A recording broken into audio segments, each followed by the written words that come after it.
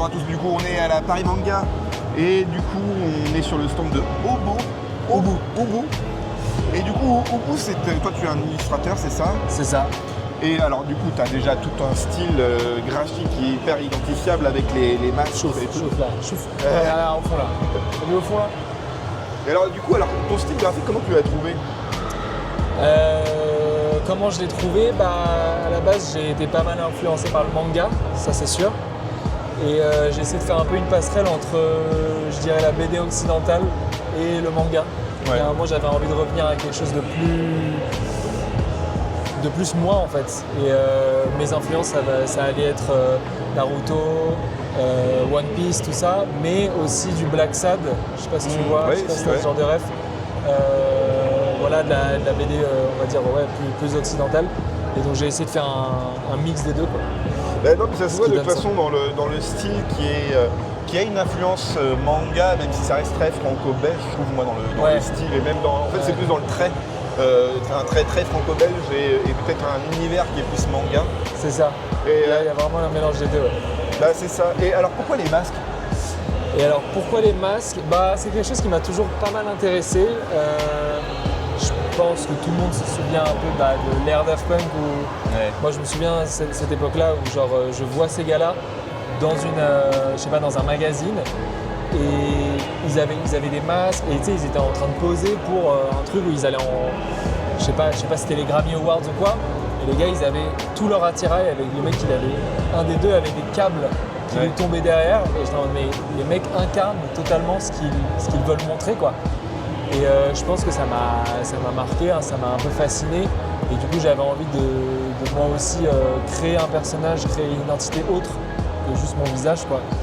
Et en vrai, maintenant, il y a beaucoup d'artistes qui le font, surtout dans la scène techno. Je vois qu'il y en a beaucoup qui peuvent faire ça parce que tu es derrière une scène.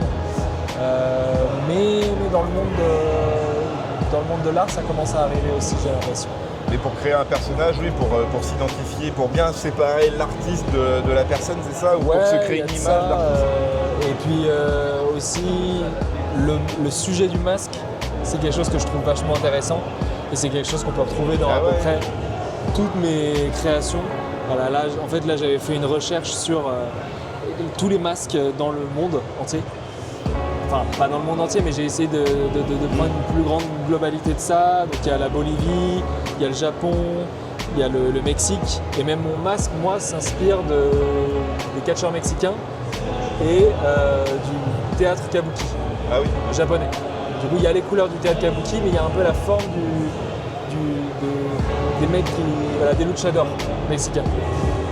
Et voilà, c'est dans à peu près tout, il y a du masque. Bah oui, non, mais justement, Même là, il y a du masque. Et c'est ça qui est marrant parce que même, moi ça me fait penser beaucoup au théâtre italien. Avec là, par exemple, l'expression du mec qui sourit et donc du coup qui va exprimer son sentiment à ce moment-là, quoi. Ouais. Et dans le style, c'est assez intéressant et du coup, là, dans les dessins que tu fais de ce que tu proposes, c'est beaucoup sur des scènes, c'est très dans le mouvement et finalement le masque ici, alors il y en a où c'est sans expression, donc du coup on n'arrive pas à connaître un peu le sentiment, et il y en a où c'est beaucoup plus marqué, que ce soit ici, même si c'est pas un masque, mais tu vois le chien qui s'exprime ici aussi. Et ici le mec est un peu heureux, voire un peu taré, quoi. C'est ça qui est marrant. C'est toute la question que je me pose encore sur en fait, qu'est-ce que le masque est pour moi? Est-ce que c'est un moyen de me cacher? Ou est-ce que justement c'est un moyen de me montrer au monde? Et du coup, à la base, j'avais un masque qui était entièrement fermé. Puis à un moment, je me suis dit, si je dois exister avec ce masque-là, par exemple pour des conventions ou des trucs comme ça, il va falloir que je me le coupe déjà pour respirer et pour pouvoir parler aux gens. Et en fait, petit à petit, le masque, il se rabote pour, je sais pas quelle sera la forme finale de ça. Mais c'est une question qui est toujours constante. Comment tu utilises ce masque-là? À quoi il sert? D'ailleurs, sur mon Instagram, j'ai déjà fait des cases de BD où je parle de ça, ma réflexion autour de ça, comment j'ai eu cette idée-là du masque. Je vous invite à aller sur la page Instagram pour voir tout ça. C'est m.oubou. Et du coup aussi parler de ce bouquin-là que tu avais fait avec Balade Mentale chez Robert Laffont du coup. Ouais, Comment c'est arrivé cette histoire-là? Alors en gros, c'est des personnes dans Robert Laffont qui ont voulu faire une BD sur le paradoxe de Fermi. Et du coup, ils sont allés sur YouTube et ils se sont rendus compte que Balade Mentale avait déjà fait 4-5 vidéos sur le sujet. Et donc ils sont allés le contacter pour lui demander s'il était partant pour faire un projet bande dessinée. Lui était totalement partant et du coup il fallait trouver un illustrateur à ce moment-là. Et c'est là où moi je suis intervenu un peu au dernier moment. Et du coup ils m'ont rencontré, ils ont aimé mon style et ils se sont dit allez banco on part là-dessus. Et du coup la collab elle a duré il y a maintenant presque 2-3 ans. Ah oui.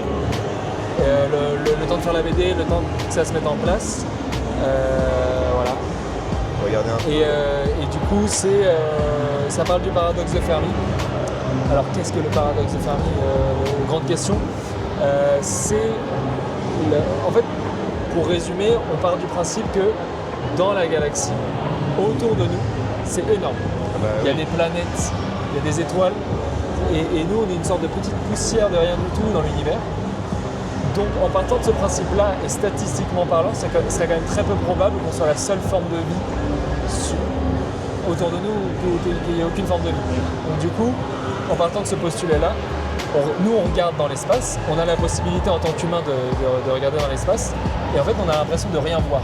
Pas de traces de vie, pas de traces de civilisation, même ancienne, qui serait peut-être morte et qui n'existe plus.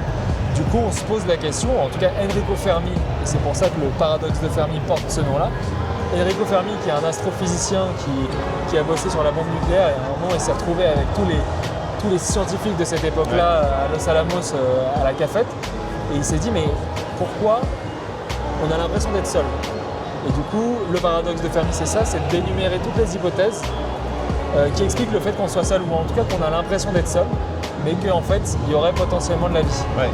Et il a fait ça de manière mathématique, en fait. C'est ça qui est intéressant dans le paradoxe de Fermi, c'est qu'il a trouvé la formule, enfin, il a théorisé une formule qui prouve qu'on n'est pas les seuls sur Terre, mais qu'en fait, il y a tellement de paramètres qui montrent aussi qu'on ne les a pas observés aujourd'hui parce que l'univers est immense et que...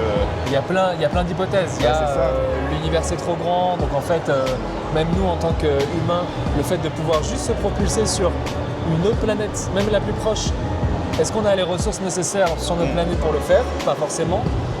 Après, on pourrait communiquer avec autre chose, avec des ondes, mais en fait, les ondes, elles se délitent dans le temps. C'est ça. Et en fait, il faut que la civilisation en question, au moment où elle reçoit les ondes, elles sont encore en vie, elles sont encore là, parce qu'ils sont perdus dans l'espace, mais aussi dans le temps. Donc voilà, il y a plein d'hypothèses à énumérer, et en fait, la limite, c'est l'imagination, quoi. Ça se trouve, ils sont là. Non, mais c'est ça. Hein. On peut dans des trucs encore plus conspirationnistes. Voilà. C'est en mode ils sont parmi nous, ou alors nous, on serait d'origine alien, dans le sens où ils seraient passés avant, et ils auraient semé des sangs, exprès ou pas exprès, des bactéries aliens qui auraient créé la vie derrière et qui auraient créé nous. Parce que même nous, en fait, la vie, on vient d'où, c'est quoi le point de départ?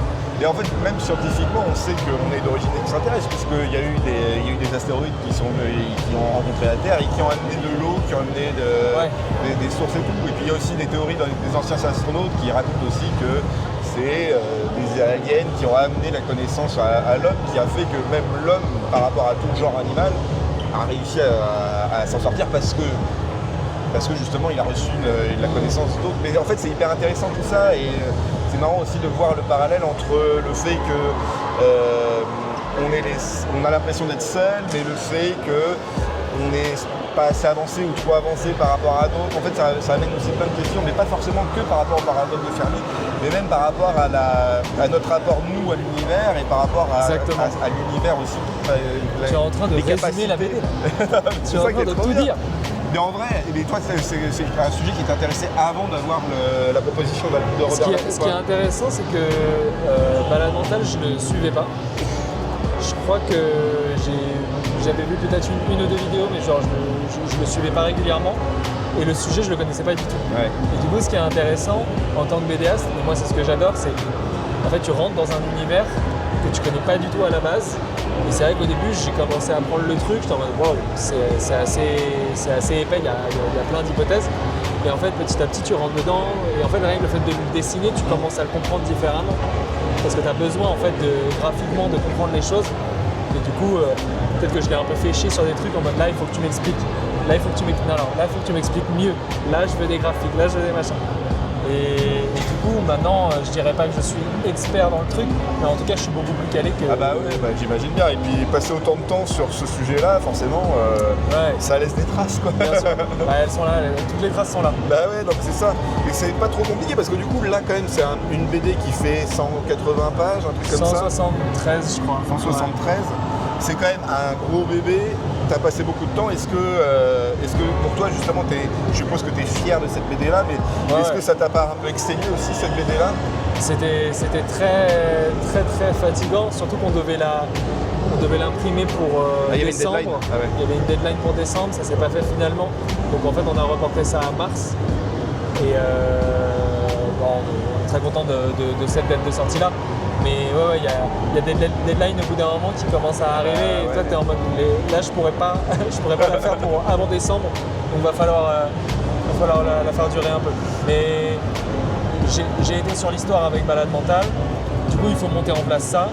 Après, il y a tous les croquis. Après, il y a le trait. Après, il y a la couleur. Après, il y a la mise en page. Donc, il y a cette œuvre-là, c'est la mienne, dans le sens où c'est à moi et Balade Mentale, mais dans le sens où je suis à l'origine de tout. Il n'y a pas un coloriste qui est arrivé à la fin et qui a mis de la couleur. C'est vraiment mon projet, quoi. Ah, c'est toi qui as fait la colo ici? C'est moi qui ai tout fait. Ah ouais, d'accord, ok. Ah oui, non, c'est pas mal. C'est mon truc. Et ça va, l'interaction avec Balade Mentale, ça s'est plutôt bien passé? Vous êtes bien entretenu et tout? Franchement, c'est quelqu'un qui est très agréable, avec qui bosser, c'est super cool. C'est quelqu'un de carré aussi, moi ça m'a permis d'avancer plus rapidement peut-être. Et puis voilà, chacun a apporté vraiment des. Il n'y a personne qui est mis sur le côté. Tout le monde, nous deux, on a pu vraiment apporter des trucs et je pense qu'on est aussi fiers les deux du projet. On est autant fiers les deux du projet, et autant impliqués je dirais sur ce projet-là. Ah non, mais c'est cool. Et tu as d'autres projets de prévus là, après celui-là qui t'a J'ai des idées qui me viennent. Là, je m'étais plus concentré sur la vente d'œuvres, mais j'ai des idées qui sont en train de mûrir. C'est des questions de est-ce que je commence à faire des BD tout seul, ou est-ce que je continue à faire des collaborations avec potentiellement des youtubeurs ou des personnes qui peuvent m'apporter une histoire. C'est ce que je te disais, j'aimais bien avoir justement des choses que je découvre et des univers que je découvre. Donc à voir encore où je me place par rapport à ça, mais pour l'instant j'essaie de mettre le plus en avant celle-là. Et après on partira sur l'année prochaine, je pense qu'on partira sur une autre BD. Ok, nickel. En tout cas, on peut retrouver cette BD dans toutes les FNAC du monde. Toutes les FNAC du monde, jusqu'en Nouvelle-Zélande. Vous pouvez commander quoi, en gros si vous voulez. C'est édité par Robert Laffont, donc normalement c'est quand même plutôt bien distribué. C'est de la grosse édition FNAC, et après en vrai vous allez dans une librairie, vous leur demandez la bande dessinée, s'ils l'ont pas ils la commandent, et puis en plus c'est cool parce que du coup la librairie découvre la BD si elle l'a pas encore eu. Ça c'est stratégique aussi. C'est vrai que les librairies en local, il faut aller en librairie, il faut soutenir les petits commerces. Et donc du coup on retrouve la BD, on te retrouve du coup aussi sur Instagram avec m.oubou, H-O-O-B-O-O-H. C'est ça, c'est Oubou, mais sur Instagram c'est m.oubou parce que Oubou était déjà pris. La personne qui a déjà récupéré Oubou, on peut s'arranger. En plus c'est un palindrome ça, non? C'est pas ça hein? D'accord. C'est pas un palindrome quand ça se lit dans les deux sens? Exactement, toi tu réponds à tout toi. C'est incroyable. Ça se lit dans les deux sens et du coup il y a une symétrie aussi avec le moins masqué, le moins pas masqué. Les deux faces d'une même pièce. J'avoue. Et super, merci beaucoup en tout cas. Et puis, merci à toi. Et puis bonne chance pour le futur. Et puis je repasserai peut-être, je ferai 2-3 trucs. C'est en live ça ou c'est Non, là on enregistre. On peut dire des conneries. J'adore.